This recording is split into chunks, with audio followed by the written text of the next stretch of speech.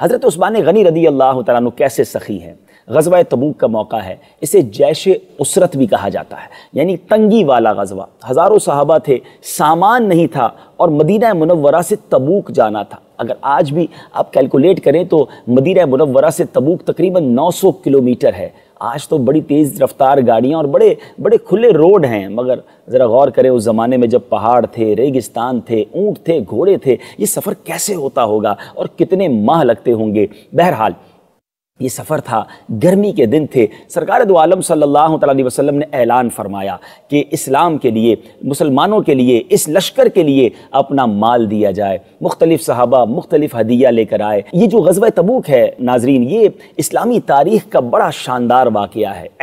ایسی قربانیاں دی گئیں کہ عقلیں حیران ہیں۔ جی ہاں، یہ وہی غزوہ ہے جس میں حضرت عمر فاروق رضی اللہ تعالیٰ عنہ اپنے گھر کا آدھا سامان لائے تھے، حضرت ابوبکر صدیق رضی اللہ تعالیٰ عنہ اپنا سب کچھ لے آئے تھے۔ عثمان غنی رضی اللہ تعالیٰ عنہ کیسے پیچھے رہ سکتے تھے؟ میرے آقا علیہ السلام نے جب اعلان کیا، آپ کھڑے ہو گئے اور عرض کرتے ہیں، یا رسول اللہ صلی اللہ تعالیٰ علیہ وسلم، 100 اونٹ بما سامان کے، بما پالان کے میں اپنے ذمے لیتا ہوں۔ اب ذرا غور کیجئے، اس کو آج کی مثال سے یوں سمجھیے کہ اگر آج کسی جگہ سامان کی ضرورت ہو اور کوئی شخص یہ کہہ دے کہ میں 100 ٹرک دیتا ہوں، ٹرک بھی آپ کے اور اس کے اوپر سارا سامان بھی سارا میں خیرات کرتا ہوں، تو یہ چھوٹا ہدیہ نہیں تھا۔ بہرحال آپ بیٹھ گئے، پیارے آقا نے مزید ترغیب دلائی، آپ پھر کھڑے ہو گئے، عرض کرتے ہیں، یا رسول اللہ صلی اللہ تعالیٰ علیہ وسلم، 200 اونٹ بما سامان و پالان کے میں اپنے ذمے لیتا ہوں۔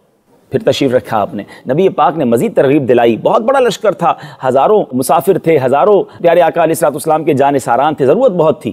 اب حضرت عثمان غنی پھر کھڑے ہو گئے، کہتے ہیں، یا رسول اللہ صلی اللہ تعالیٰ علیہ وسلم، میں 300 اونٹ بما سامان کے اپنے ذمے لیتا ہوں۔ اللہ غنی۔ نبی پاک علیہ السلام نے جب اپنے اس عظیم صحابی کا یہ انداز دیکھا، آپ اپنے ممبر سے نیچے تشریف لائے۔ سرکار دو عالم صلی اللہ علیہ وسلم نے ممبر سے نیچے آ کر فرمایا کہ آج کے بعد عثمان جو کچھ کرے اس سے کوئی مواخذہ نہیں، اس سے کوئی پوچھ گچھ نہیں۔ گویا نبی پاک نے دنیا ہی میں جنت کی بشارت سنا دی۔ اچھا، یہاں ایک اور بڑی خوبصورت بات ناظرین، حضرت عثمان غنی رضی اللہ تعالیٰ عنہ نے کتنے اونٹ کا اعلان کیا؟ اگر میں آپ سے پوچھوں کہ آپ نے حضرت عثمان غنی نے اب کتنے اونٹ دیے ہوں گے، لاجیکلی تو یہ سمجھ آتا ہے نا کہ پہلے 100 کا اعلان کیا، اب کھڑے ہو کر اسی کو 200 کر دیا، پھر کھڑے ہو کر اسی کو 300 کر دیا۔ ایسا نہیں، بلکہ حضرت عثمان غنی نے سب کیلکولیٹ کیا، 100 میں 200 پلس کیے، 200 میں 300 پلس کیے، یہ کتنے ہو گئے؟ یہ 600 ہو گئے۔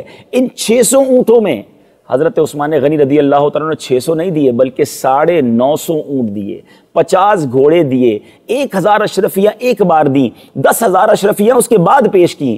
اللہ اکبر، یہ ہے سخاوت، یہ ہے راہ خدا میں خرچ کرنے کا جذبہ۔ صلو علی الحبیب صلی اللہ تعالی علی محمد۔ مجھے اپنی اور ساری دنیا کے لوگوں کی اصلاح کی کوشش کرنی ہے انشاءاللہ عز و جل۔